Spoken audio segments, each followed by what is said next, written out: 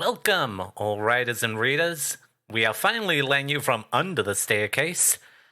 This is a Fanfiction Tapes, and I am Dylan, your host for today, and with me I have... Demaya, pronouns she, her. I am not giving the intro for once. Or in charge. Jaye, pronouns she, they. I'm back once again. Hello. And as always, I'm our producer Ian, pronouns he, him. Good God. Guys, we are ready for this episode today, and we are going to do something quite controversial, I think. A bit spicy, if you would. We are going to talk about J.K. Rowling, Maya's favorite punching bag. And what we are specifically going to do is talk about what we don't like in general about her writing. Mainly focusing on Harry Potter because no one gives a dog's ass about the rest of her works, which are mostly, very cringe. No, they're even worse. Yeah. Also, I had no hand in the writing of this episode. I was not allowed to write the script. I'm seeing the script for the first time as we're recording, and it's about 740 words. That's what you get when you let Dylan host an episode. The last script that I did was 234. Yeah, and The pantser versus plotter dichotomy right there. Indeed. Yeah. So anyway, let's get on to this first topic here, and just a quick preface. My face is off, and I've prefaced it. We are going to be mainly focusing on her writing. We're not going to go into her cringe-ass political ideology, because we want to focus on the writing, unless it relates directly to, her writing itself. Yeah. It will a couple of times. Which it does. Yeah, And yeah. I think these are mostly railings to prevent me from ranting for 20 minutes about her politics, because I will. Yeah, pretty much. Yeah, well. Maybe in the future, if we get like a Patreon or something, we just make like a political version of this for a special thing. We already get fairly political. Yeah, but extra political, extra spice, So anyway, I'll bring up the first point I got written down here. Let's just talk about her naming, right? And when I talk about naming, it's not just character names, but it's sort of everything around that as well, location names, especially in her expanded Wizarding World media. You can tell that it's really, oh god, what do I name this? Translate words of magic and like stuff, and that's just it. But of course, we also have many character names and being very lazy and using stereotypical names. It would be like if every white, we had like John Smith as every white character, Yeah. So it's not that it's offensive, but it is offensive kind of to pick out that. But also, just in general, it's not very imaginative. It's like when you have an Irish character, what is their name? If you have, a character of Chinese descent, what is their name? Immediately she goes for like that, which is like, in my mind, I know when these books are written and the internet is in its infancy, but also libraries are a lot better. So you can go there and you can find out other names. And that is something that I do think we have in the modern time, is we have a lot more understanding of like culture and stuff, of these foreign cultures that we wouldn't have completely been able to understand because of how easy the internet is to use and understand. So we can name things a lot better these days.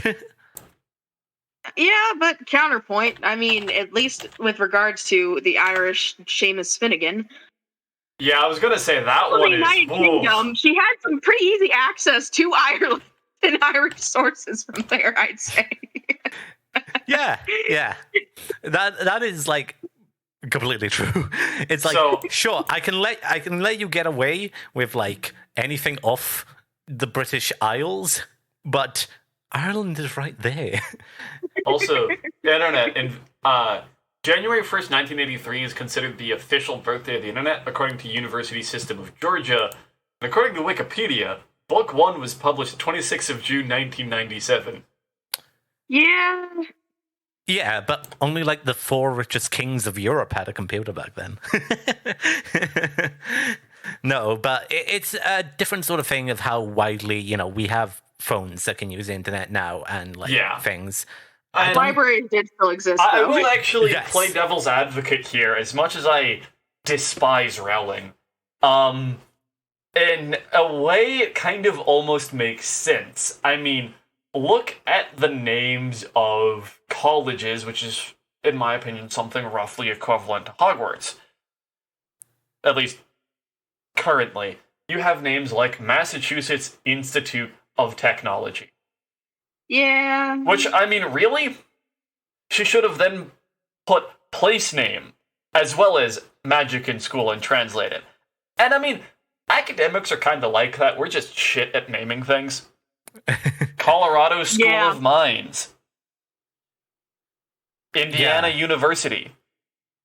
Yeah. Etc., etc. When you do think about like the most iconic, like named like institutions, usually it's like, if you think about like Oxford or Cambridge, that's just where they are. They just happen to have good names. Thanks whatever Anglo named that back how many other 10 centuries ago or whatever. Yeah, like, Thank you for like naming I was trying Oxford. to think of schools I know of or, have really engaged much with that I know are something other than place name school, basically. Which my university, my undergrad institution, is a place name school. And I mean, really the only one I can think of off the top of my head is like Purdue. Yeah. So, like, it's boring as shit and a little offensive, but she's not that far off of the real world mark. Yeah, I think the problem comes from with their flashes of like inspiration. And it's like, well, you clearly bothered here, and then other aspects you lazily filled in. When you look at stuff like the naming of Hogwarts, even Hogwarts isn't a location. That is a completely original name for this school that you've made up. And while it's kind of like, if you look at it in like just a very literal sense, if you're like, I don't care about Harry Potter and what it means, Hogwarts is a dumb name. But Yeah, it works. It is. It's not a name I would ever call something, because why would I name something after the warts on a hog? Yeah. Yeah. I feel like she may have been leaning into stereotypes about English people there, because there is a lot of stereotyping around weird place names in England for Anglophones outside of England. I mean, it is quite true, actually. There are small English towns that no one's heard of that have weird names. It is true. There are a lot of places like that. But I think the Hogwarts idea is actually, I think it becomes more into like sort of that witch idea. If I were to guess, it's sort of, like wart is something you could generally associate with a classic way of a witch is thought of, I think. A lot of media portrayals of witch, and that's like one aspect, school of wizards and witchery or whatever, witchcraft and wizardry. And I think that's the aspect where that comes from. I think Hog is just like, this fits. By the way, it was funny. When I was young, there was a big flooding somewhere, and the national news reported on the flood, and the name of the town that was severely hit, terrible tragedy, was Cockermouth. Wow. So yeah, Hogwarts, not that bad. The real thing is wilder, Yeah. But I do think when it does come to character names, I do think we do have like. Oh yeah, when it comes a to lot of character laziness. names, it is a we have a baseball bat with nails in it to whack her with. Yeah. See, Seamus Finnegan. Yeah, you just look at like these characters and go, okay, you just went for like, here is some of the most popular names of this sort of area, and those work. I'll slap them in. Hmm. And then you have the, egregious mistake of 2 last names Yes. for one character. Yes. Which character is that? Cho Chang. Ah, there we go. Yeah. Yeah. You didn't even research how their names worked. You just slapped it on a character and said, "Hey." Yeah, it's She's something that, once again, you had a library. You could find out how Japanese and Chinese and whatever, even like some European names are different. Like if you talk like about Swedish names or like, a lot of Scandinavian names, you can do research. That was one of the things when I started watching more anime, and it's like, oh yeah, they use like the family name more, the surname. That'll be, and it's also the way, it was when I started watching wrestling, and like, you you read about these wrestlers online, and then you hear the ring announcer, and he's like, he said that backwards. That's just how they do it, I guess. Yep, that's about right. Yeah. Let me get on to my second point, and this one I feel kind of strongly about. So, the ending of Harry Potter, I think, is the most plain toast ending of something I've ever seen. You're not incorrect. It's white bread, it's plain toast. There's no butter, there's no jam, there's no Totally cheese dissonant. even. Yeah. And they all lived happy ever after, but worse somehow. Yeah. Because there's character development and changes and things that happen that the audience never gets to see. Yep. Yeah, so the ending, most of the characters it's however many years later, everyone is in a completely heterosexual relationship with their high school sweetheart and has 1 to 3 kids. It's a very nuclear family ending. Yeah, and I think this is where we can bring in the politics and poke J.K. Rowling with it, because there's never a change to the status quo. Yes. The bad guys are the ones trying to change the way things are, and the good guys are the ones keeping it the way it is. Yeah, and I don't know about you, but I don't know pretty much anyone that actually agrees that the way things currently are is great and perfect. Like, things can always be better. That's the nature of reality, is that you can never be perfect. So you can always strive to be better. And that kind of, from what I understand, is informed by her political beliefs, and that she's just kind of a wet blanket. Yeah. Her political beliefs are basically the status quo is fine, and like being reductive is bad. But progressivism isn't something you fight for, it's just something that happens over time, I think, is like her idea. Things will just naturally get better over time. You just have to try and maintain the status quo. But what she doesn't understand is, like, people are the ones who progress, who force the progression. Like, I think that's, like, the dissonance here is, like, she's like, things used to suck, and then they got better. Yeah, but in her mind, I feel like it's more of this was just a natural rule that things progress as time goes on. It's like, no, it's people and ideas and people using those ideas that force in progression. Yep. It's like, oh yeah, we defeated the fascist wizards, and then progress happened and everything got better. But it's like, well, no one did anything though. And it really does come with that, and it's like, oh yeah, what do our main characters, our golden trio per se, what do they get up to? Well, 2 of them becomes cops. One of them stops being a cop to help his brother run his independent business, and the other one becomes the wizarding prime minister. Yep, and nothing changes. Yeah, The government. Like, they're in the government and nothing changes, at least not visibly.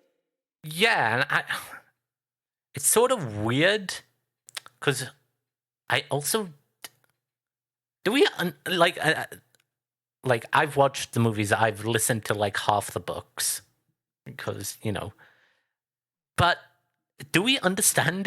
Was it in World of Democracy? I mean, it's like kind of implied by some of the names of titles, as those are traditionally used for democratically elected positions, but I don't recall it ever being mentioned. Now, granted, it has been a long time since I've read the books or watched the movies, because it had already been a long time when I realized I was trans, and then that kind of made the whole area touchy for me, as it were. Yeah.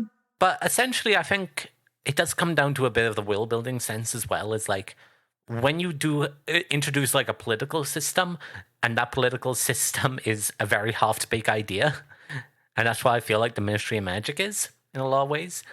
Is that it's like, okay, what are the factions here? We know we have the Death Eaters, and like they sort of it's like the shadow pure-blooded government. faction. That's what it. It's the deep state. That's what the Ministry of Magic is. It's the deep state, clearly. But it's like, clearly Dumbledore is meant to be like this more progressive guy. The Ministry is meant to be like these centrists, and the Death Eaters are meant to be like these radical, weirdo fucking fascists. But like, when the progressives, because that's what happens is like, our perceived progressives get in over the establishment at the end.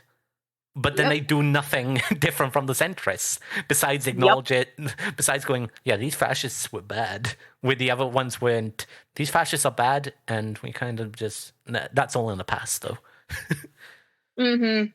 And our character endings also just be like, Harry becomes a cop and has a couple of kids, becomes like police commissioner. It's like, like, this is, in my mind, I just don't feel like for the character of Harry Potter that makes sense. Didn't he just spend the entire final book getting disillusioned with Aurors and the Ministry? The entire final book? And also, just like, in my mind, wouldn't Harry want something to do with Hogwarts? Like, don't you guys agree? Like, a series where a character who is ostensibly supposed to be a good person goes and becomes a cop at the end is just... that's just a bad ending. It's an unsatisfying, narratively incoherent ending. If this character is supposed to be a good person, then why the f*** did they become a cop? Yep. Well, we have to remember, like, in J.K. Rowling's minds, police are virtuous, kind of. But even at that, it's like, oh yeah, at the end of the story, Harry became a fireman or a doctor. Like, those are both positions that are far, less disliked. But still, it's unsatisfactory. Oh yeah, I worked for the public service. I don't feel that fits Harry Potter. Like, in the end, I thought, like, this guy's gonna be like, I don't know, defense against the dark arts teacher, maybe? Yeah, that... Yeah. He literally becomes a defense against the dark arts teacher, renegade defense against the dark arts teacher in one of the books. Because that just would make out of so much more sense. having an incompetent teacher. And also having him be like the first guy to be able to hold down that position is also like thematically, because Voldemort was the one who put the curse on it, I believe. Also, like, when you become an instructor out of being annoyed at the incompetence of your current instructor, you just end up being an instructor. I hate to break it to you, but that's the path you set yourself on. I may or may not be speaking from experience. I see in the script here that you're saying that Rowling avoided this ending because she thought it would have been too obvious. I do feel like... I think we've talked before several times about writers avoiding the obvious thing because they feel like that it being obvious is bad. So, once again, take this as an example, listeners. The obvious thing is not bad. Yeah. Yeah, doing the obvious thing is honestly sometimes narratively where the story should progress. Like, instead of this cognitive dissonance between the reader and us having discussion like this, right It's here, right now. It's also about narrative satisfaction. Having the defense against the dark arts teacher is like usually in the book like the second or third most important thing in that book. And they always die or change position. You know, like they never stick in the position. Yeah. So having Harry take that. Sorry. No, go ahead. And wouldn't that be like the perfect proof of things actually changing and everything actually coming full circle? Harry having been the defense against dark arts teacher for long term, like, yeah, like that's an actual signal that something has like actually changed, as opposed to Neville being an herbology teacher, and that's kind of that I've had my own problems with that. Like I get it, but at the same time, we just had Neville come into his own in the seventh book, and then you kind of shunt him into a largely forgotten position. Yeah, I think it's mostly that these character endings are not satisfactory because the way the world is built, it's like, what do they go on to do? Well, they go on to work a day job. And I mean, I understand that, at the end of the day, most everyone does, in a setting where, you're in the real world, you kind of do need to, at the end of the day, go work a day job. Or just stay in school forever and don't have that problem. Yeah. I don't feel like Neville becoming the herbology teacher is that much of a disappointment compared to Harry becoming a cop. Because if I'm remembering correctly, it basically was the only subject where he was ever any good and felt any confidence in himself and his abilities. Like he did repeatedly demonstrate enjoyment of the area. It makes sense for the character. It makes sense narratively. It's mentioned completely off screen. I think that's my big problem with it. Yeah, I mean that's the issue with all of this is the character development happens off screen. I think it is mentioned actually. I think it is mentioned in the ending. Yeah, because I wouldn't have looked that up and I remember it, so... The problem is with, like, a lot of character endings and stuff around that period, it's like, is this Pottermore or is this Epilogue? Because... It's been a while, and I was on Pottermore as a kid, so... Both of those are bad. Another thing I just want to note, really, is... I think we might get into it a little bit later, so I'll leave it now. But let's go into killing characters. We're... Stuff I want to praise Rowling for. 30 minutes already. Yeah. Stuff I want to praise Rowling for is I actually think she killed characters off quite effectively in most of the books.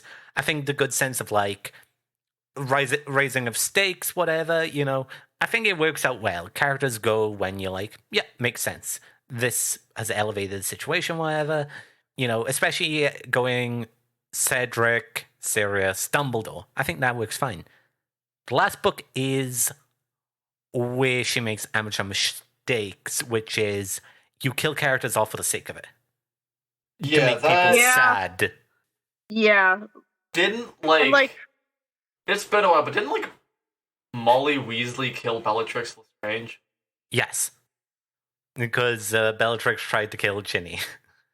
I mean, needless deaths can have a purpose if you're, trying to illustrate, the horrors of, war. I actually think Ruby actually does this very well, but that's a completely different discussion. Okay, so I'm going to agree and disagree with you here. Yes, there are quote-unquote meaningless deaths, but they cannot be narratively meaningless, because then that feels off. They need to be narratively important, but characters can die for reasons that seem to the characters, and within the, without Watsonian justification, necessarily. There needs to be a Doyleist one. That's kind of my point, yeah. In the last book, we lose, so many characters And for what? yeah, it's like people go, oh, Cut they killed down one on the of cast bloat. yeah, it's like, oh, they killed one of the Weasley twins. It's like, what does that mean? It doesn't change the story at all whether he was alive or dead. The only thing it changes is like whether I am sad about the fact he is dead or not. Like Yeah. it doesn't change the final narrative, and that's a lot of the deaths in like that final battle, even the final book. Like sort of Dobby dying, does it change like what they would have done? Like, or is it really. just it's just a death to make people go, oh no, my character, this cute character. Yeah. I mean, like, tragedy is fine. It's a war, but like, you've killed so many people for what? Yeah, And you don't even have it affect the characters after the fact because the narrative basically just ends when the war ends, and then you go into the epilogue. yeah. We don't see the characters cope with those deaths, really. And the ones I want to compare it to is like Full Metal Alchemist Brotherhood. The final battle is like insane, but only I haven't watched it yet, mind you. Oh, no spoilers.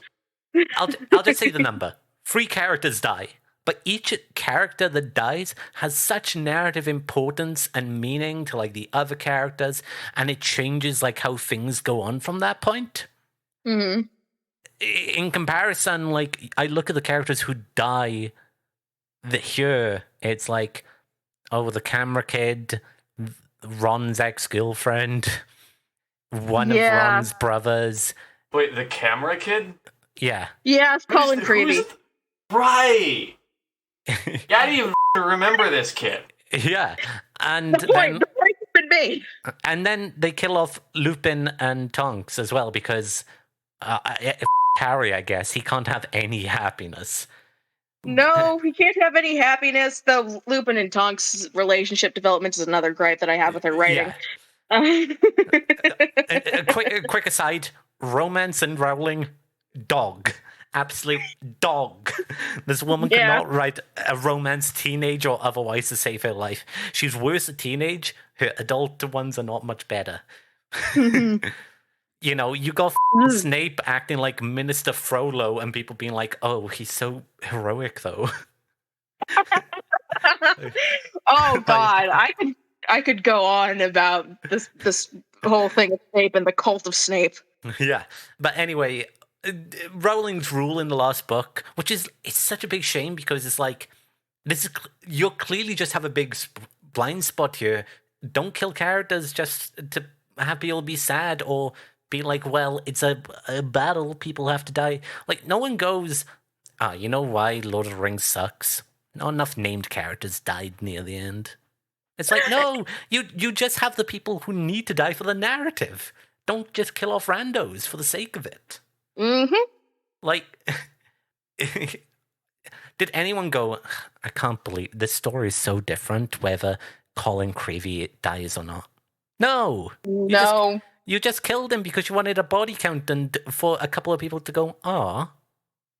Most people don't even remember Colin Creevy, obviously. Yeah. Okay, now, of course, we've talked about this before and sort of like how in general the wizarding world does not change. Voldemort is gone, but it doesn't really change anything.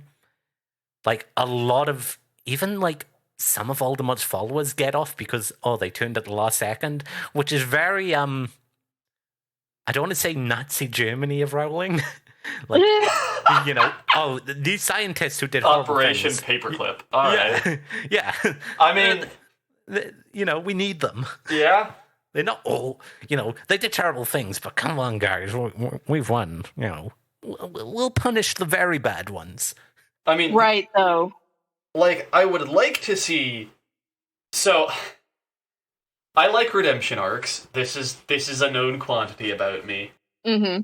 And you know what? I can understand having the good guys be, alright, yeah, sure, you were a terrible person, but you weren't just a terrible person to be a terrible person. Like, Draco was that way because he was raised in that environment, for example.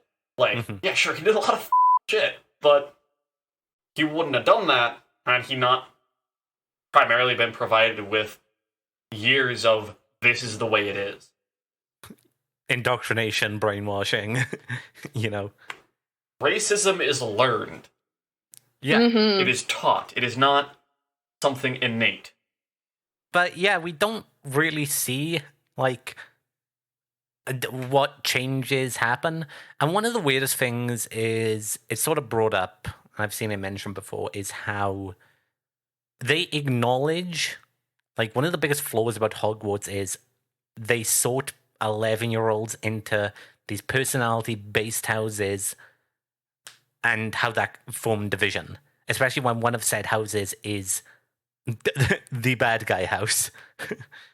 Yeah. And people in world acknowledge, full of bad guys, isn't it? And Yeah. I think there could have been interesting things done with that, but it's Rowling. That wasn't going to happen.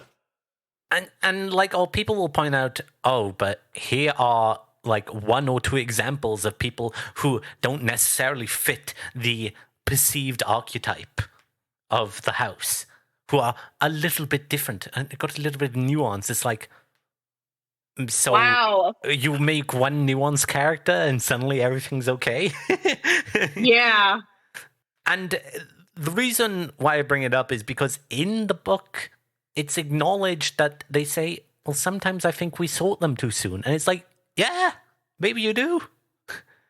Maybe it would help if it helped if you wait till the third or fourth year to put these kids in houses. I mean, that's a thing that schools do too. Like, yeah, I learned not too long ago that that's just a thing schools do, which is so weird to me. That was never something that's been done for me. yeah. I mean, I had houses, but like, yeah. I mean, I didn't have houses, but like in my high school, there were like pathways that people were going through. Once you reach freshman year, but even then, we were 14, 15. I mean, our houses were only like relevant like 2 times a year, which is sports day. Mhm. And in Wales, we have the Eisteddfod, which is like singing, writing, creative arts. It's that version of sports day. You guys should adopt that because nerds need a sports day too. Get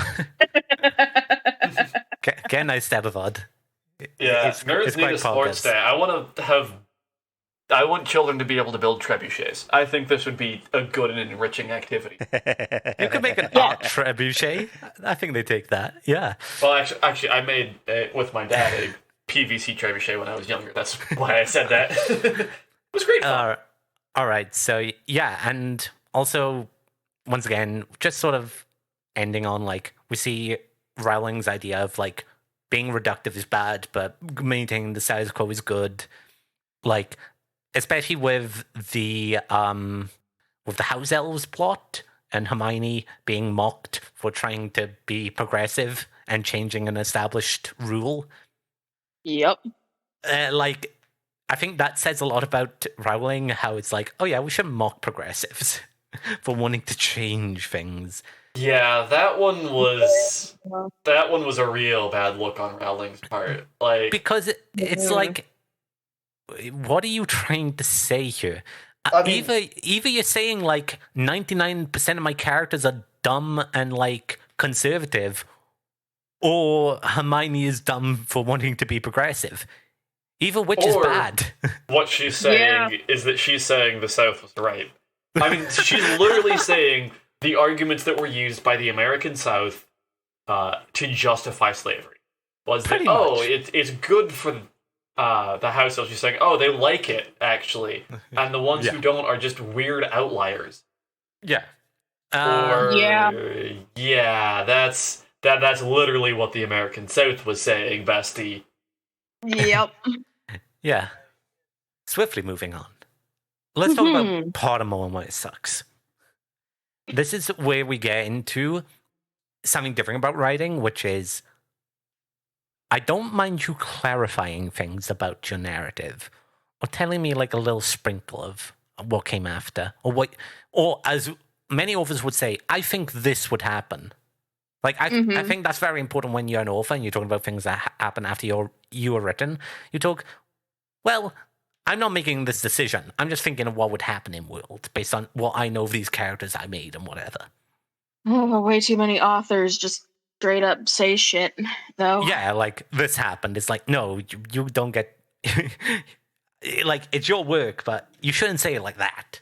It's like, More I think... authors need the response of Rayfo. Yeah, I know Veronica Roth did this and actually had to take that statement back because people got so angry about the thing that she said about her world. But Rowling just spits out crap. Yep. I mean, a lot of the world building that's in the books is not necessarily super well thought out. Yeah, the and world building is very inconsistent, and especially on like matters of scale. Yeah. Oh boy.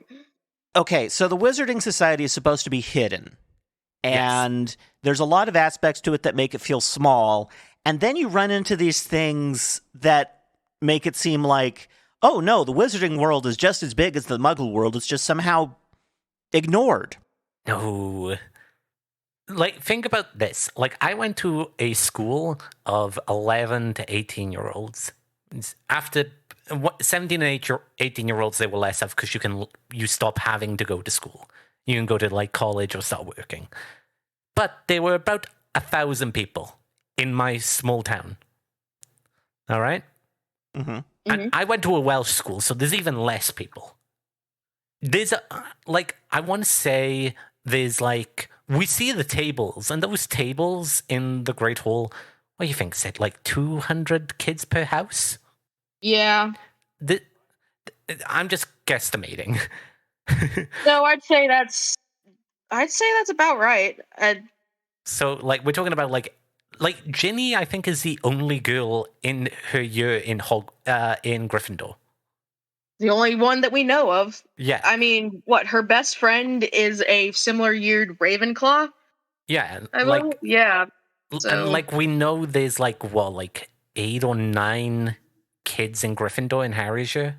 Mm-hmm. If we say, that there's, 30 kids across each, in a year, you're only getting, a couple hundred people, and you're saying that's all the wizards in Britain? That they're growing up. I mean, they did say that this is what was born to parents who survived Voldemort's Great War. I do remember her saying that. I don't remember if it was on the website or not. Sure. That was a thing that was said. So apparently their year is technically smaller than it should be. Yeah, but the thing is that amount of people would make sense for a hidden society, right? Yes. Mm-hmm. And then you have the Quidditch World Cup. Oh, yeah. Well, okay, so it would make sense if, there were quite a few schools of the size of Hogwarts in an area the size of Britain. Mm-hmm. Right? You could then pretty quickly scale that. Because, probably what percentage of people watch sports? I think, the World Cup gets, 1 billion. The World Cup final, I think, is, okay, so in billions. So 1 in 1 in 7. 8. 1 in 8. It's the world population is 8 billion now. And sports stadiums can usually hold, I think, it's pretty common for them to be, up to 50,000. I say them probably about 40 because I know at least in the UK it's they are, I'd say most are probably in the 30 to 40 range, but there's some bigger and there are some obviously smaller. So I'd say about 35, 40,000, Yeah, okay. I'm going to go with 70,000 because that's the capacity of the nearby American football stadium. That sure. Is honestly kind of my rough mental. That looks about the same size. And I'm doing a very half-assed Fermi estimation. So that would imply, to fill that stadium, that there are roughly 560,000 magic nerds worldwide. You're not wrong, I don't think. Hold up. What's... It's getting more popular, though, so that might be an outdated number. But I do get what you're How saying. it's getting more popular when the game is hell-bent on ruining itself, I will never know. Oh, no. I'm saying, like, wizards. Oh. Never mind. You just cut that. You just cut that. 560,000, which... Actually... Well, for a secret society.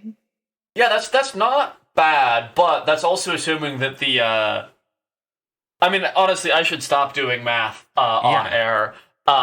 Fermi estimations are cool, but this is a shitty one. But then you have to say, okay, 1 in 8 of those are fans of the sport, and then also when and attended. Yeah, well, that's assuming Yeah. That's assuming a 70,000 attendance at the Quidditch World Cup, and that 1 in 8 wizards actually will attend that. And I mean, given that it's presumably easier and cheaper than it is to go to Corporate World Cups. regular World Cup finals or similar events, the price of hockey tickets today. Mm-hmm. But at the same time, even the Weasleys couldn't have made it without winning the lottery, I believe. Yeah, but Weasleys are like poverty poor. I know they are, but Own their house. you are and a car. there are wizards who are poverty poor is the point here. So it's assuming everyone can actually attend the World Cup. Although that could perhaps factor into the 7 of 8 that don't, right? Because part of the 1 out of 8 watching the World Cup finals for soccer I would hate be math. Okay, let's move on. We're getting distracted. We're getting bogged down in numbers. So, once again, this is based in the 90s, but also wizards seem very technologically illiterate. Mm-hmm. It's weird. It's okay, so you have a secret society, but you also cut yourself off from Have you not figured out how to magically firewall your Wi-Fi? Or the thing for me is they have all these amazing fire spells and nobody invented a goddamn steam engine. What? I just think it's really weird.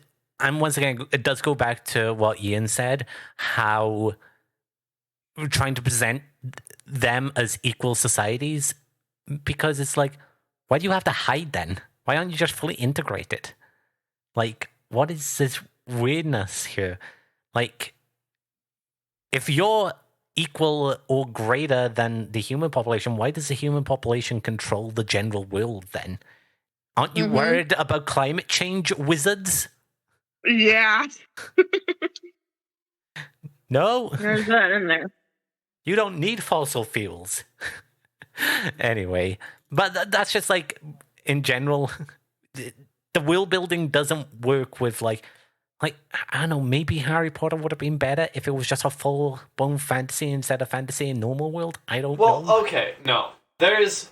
The Dresden Files addresses this, actually. The Dresden Files, Percy Jackson. Mm-hmm.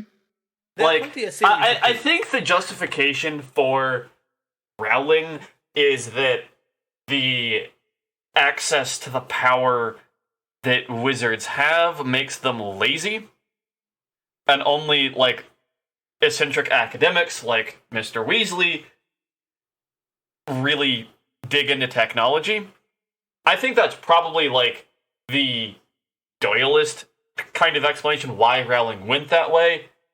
And it does also, the separation of magic and technology in urban fantasy it's very standard. It's been that way for a long time. I think the only one that comes to mind from what I've read of urban fantasy that does that that doesn't do that is American Gods by Neil Gaiman. Yeah. Because I'm pretty certain there's characters in there running around with RPGs and helicopters.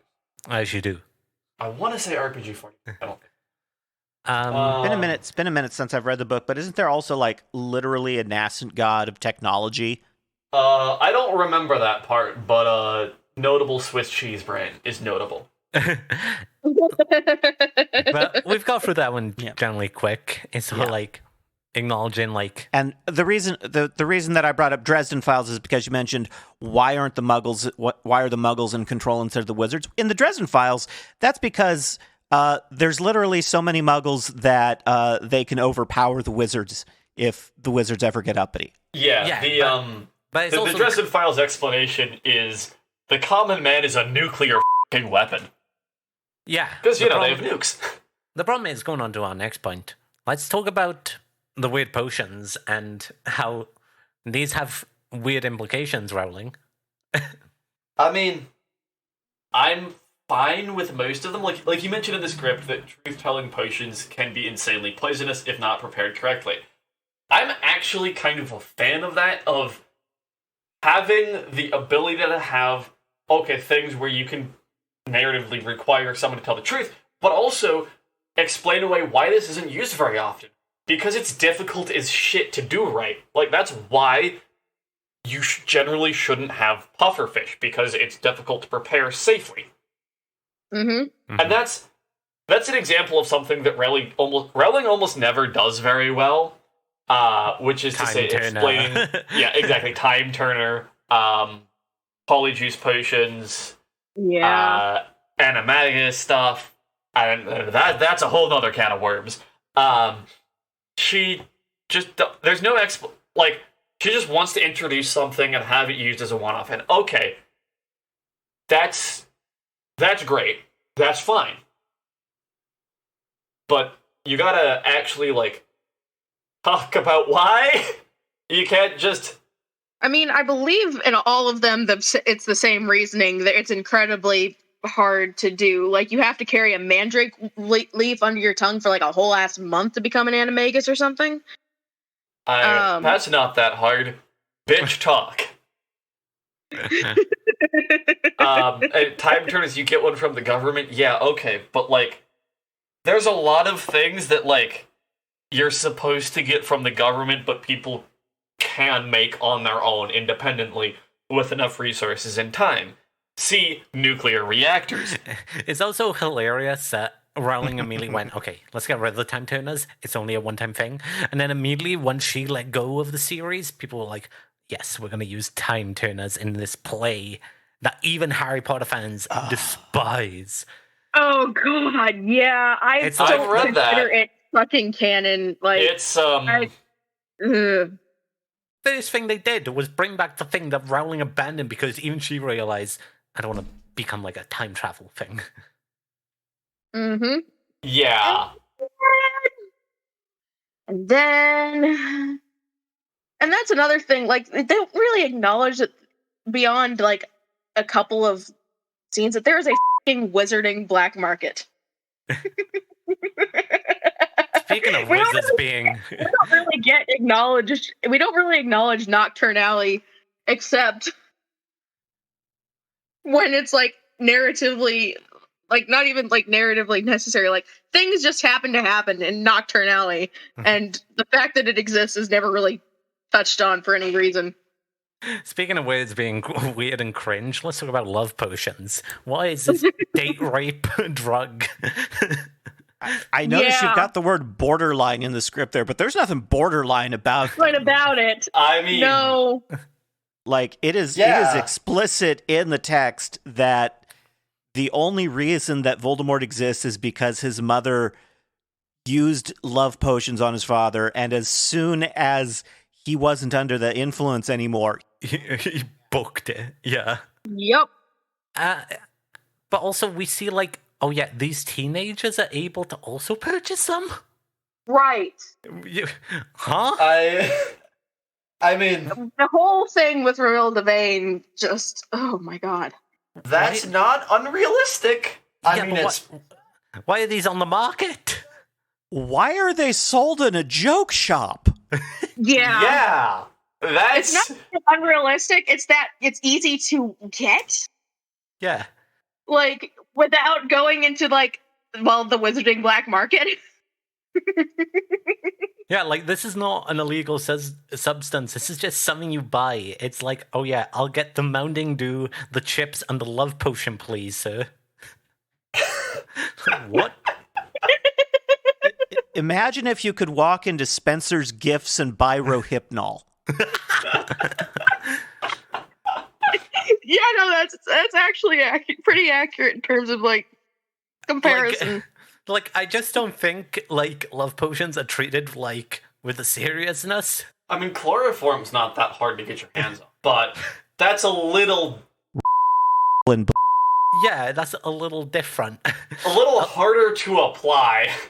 And also, a love potion is explicitly created to make people fall in love with other people pretty much unwillingly. Why else would it exist? Yep. The wizarding world says, like, it's okay to drug your partner into loving you. What an amazing message.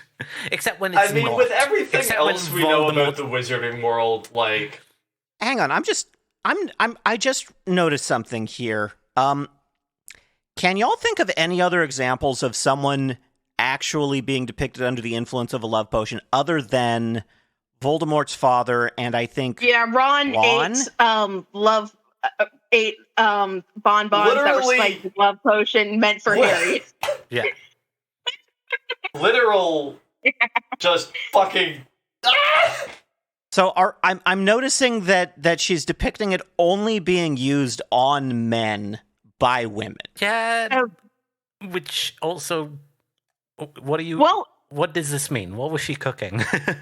Well, I mean, also you'll notice in the That's what I'm you'll asking. notice in the movie Is she- even the only people is looking she at the love saying- potions are the girls gathered around the I Bit mean- and Weasley. Yeah. This actually Or- makes a lot of sense in that when we talk about Rowling's feminism, in that it's specifically, it's not feminism at all. She's a TERF, which is a term that they came up with. They now complain when we call them this.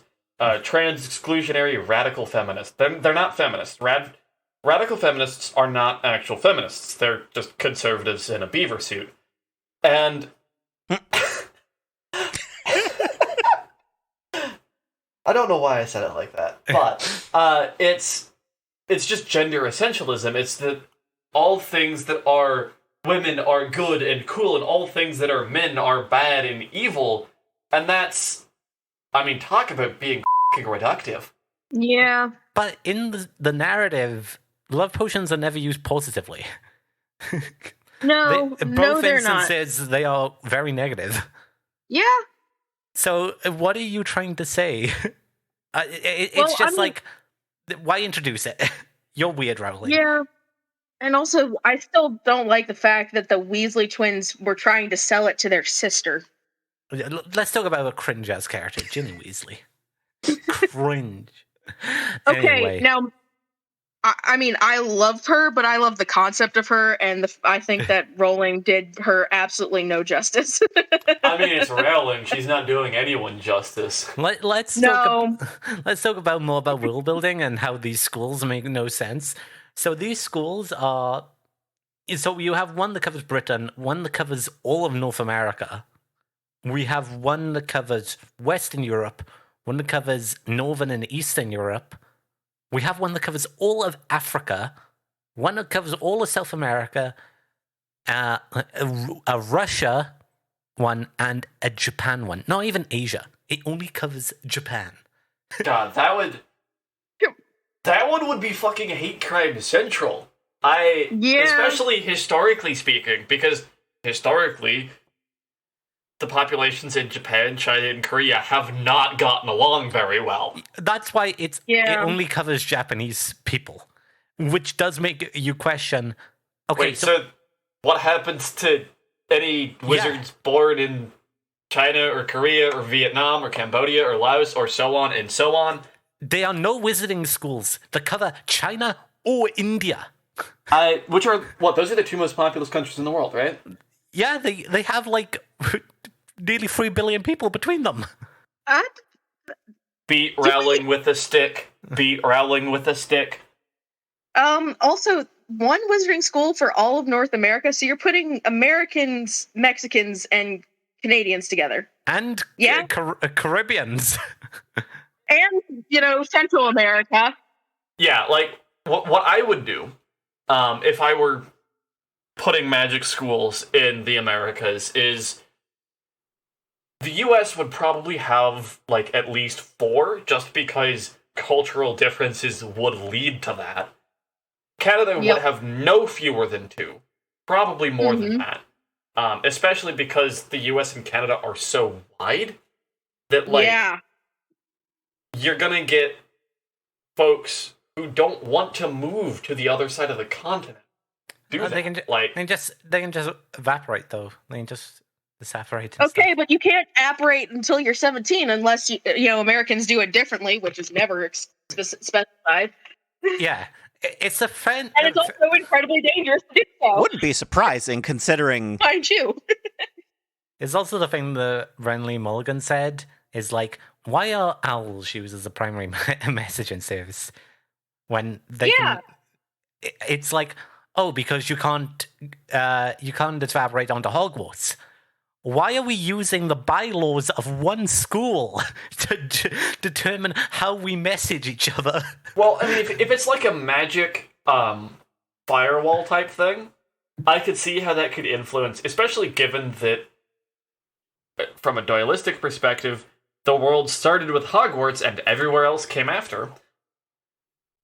Right? It needed to work for Hogwarts, and then just that kind of was how it worked for everyone else.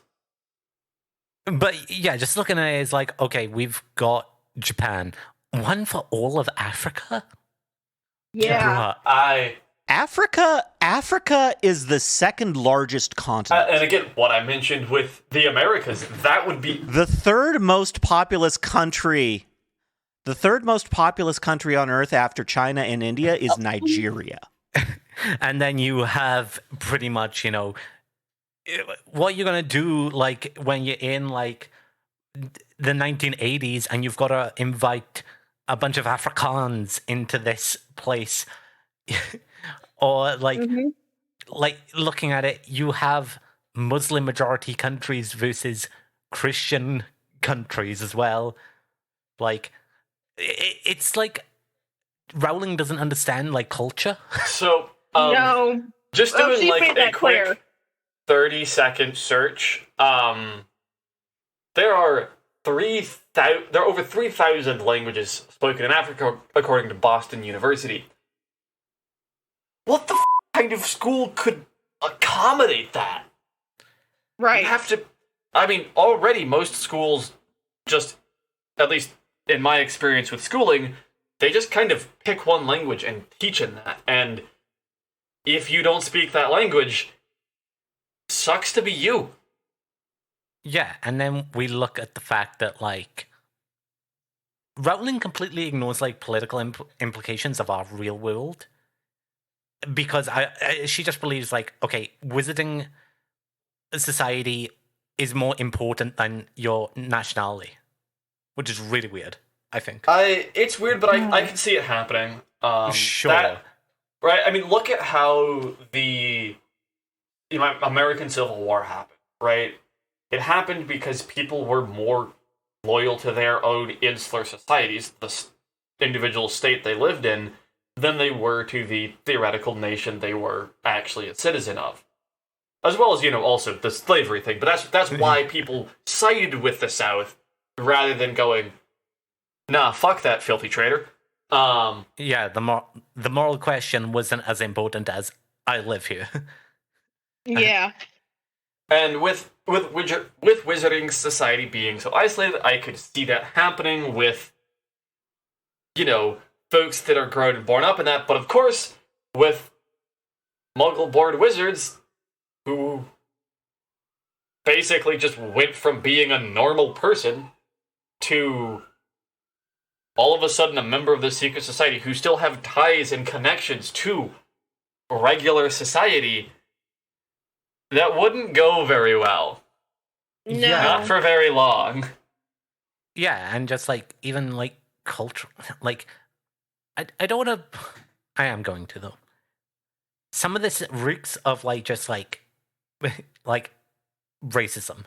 Oh yeah, we can give Africa all of one. That works. That's because it is racism. It's Rowling. It's like, oh yeah, the United Kingdom, which even at that, you know, there's a lot of troubles here too.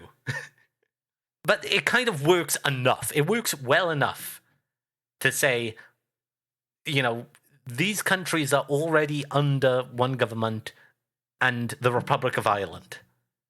Like, that works okay enough. But when you start saying, oh yeah, this, and this, it's like, Because also, like, when we think about world building, the only two governments I believe we've seen is the Ministry of Magic for the United Kingdom and the Ministry of Magic for the United States, North America, whatever. Yep. How does that work for the rest of them? Like, yeah. what do you say about the school that supposedly covers, like, all of the Baltic, the Balkans, Scandinavia, Germany, Greece, you know, Ukraine, Romania, and then there's just one that covers Russia. Like, some of these you can make sense of. Like, okay, the Japanese ministry handles the Japan one, the Russian ministry handles the Russian one. But then the ones that contain multiple countries, what are we doing? Yeah, do they all have one government over the entire, like, multiple countries? Like, and then it asks the question. Durmstrang covers the Balkans in the 90s. Yeah.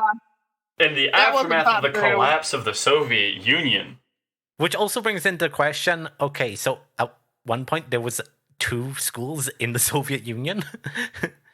Once again, it's not doing anything with real-world implications. It's just, this is what I think, because I'm very lazy. Yep. And then the final point is really, one we already talked about, is the separation between the magical and muggle world, which is always sort of a struggle to me. Like, a lot of it just doesn't make sense.